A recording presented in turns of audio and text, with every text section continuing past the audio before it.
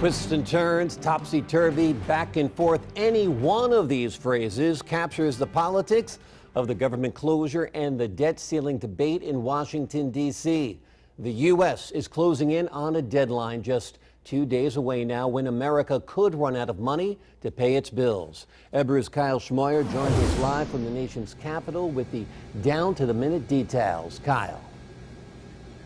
Well, Logan, it was yesterday that we said there was probably progress happening in the Senate, but it was this morning when House Republicans said, we have this, and we're going to come up with a plan to fix all this. So during the course of the entire day, went back and forth to see what type of plan they could come up with. By afternoon, they had a plan where they would reopen the government and fund it, but only to December 15th. They would raise the debt ceiling until February 7th of 2014. But attached to that as well was going to be a provision about what they call Obamacare, and that was getting rid of the subsidies, making health care less for all the members of Congress, their staffers, the president, the vice president, and his cabinet. The bill would also say that it would not allow the Treasury Department to use extreme measures to keep paying the bills, that in essence, that February 7th day would be the drop dead date for the debt ceiling. They'd have to come up with something before that. With all that going on, by late afternoon, the Rules Committee to move this forward was supposed to meet. But now that's been postponed, and a vote that was supposed to be taken on the floor of the House tonight is now canceled. All of this on yet another crazy day on Capitol Hill.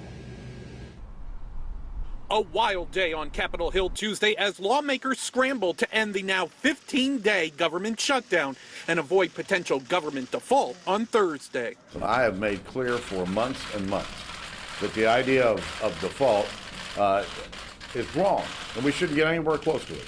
But Boehner and House Republican leadership announced a plan forward that would include opening government and raising the debt ceiling, but also attaches Obamacare concessions.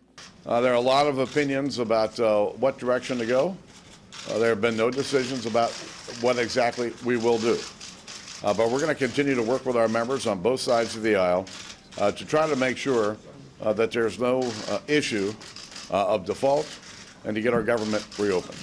The House move comes a day after significant bipartisan progress was reported on the Senate side between Harry Reid and Mitch McConnell. Reid said he was disappointed in Speaker Boehner. When I say that we felt blindsided by the news from the House. But this isn't the first time. Extremist Republicans in the House of Representatives are attempting to torpedo the Senate's bipartisan progress with a bill that can't pass the Senate, and won't pass the Senate. This now sets up a tricky situation with the clock ticking toward default. If the House passes their bill, then Mitch McConnell, the Republican leader in the Senate, is in an odd place. He's going to have to decide if they move ahead or not. If the House bill fails, then it's easier for the Republican leader in the Senate to reach a deal with his Democratic counterpart. And with reports House Republicans may leave town after the vote to essentially force the Senate's hand, it's turning into a game of political hot potato. That's what they did right before the shutdown. But the thing is, before the shutdown, they kept sending things back and forth and said, your turn, and there was no final agreement. So we don't know this time if they're going to agree to disagree or actually come to some terms.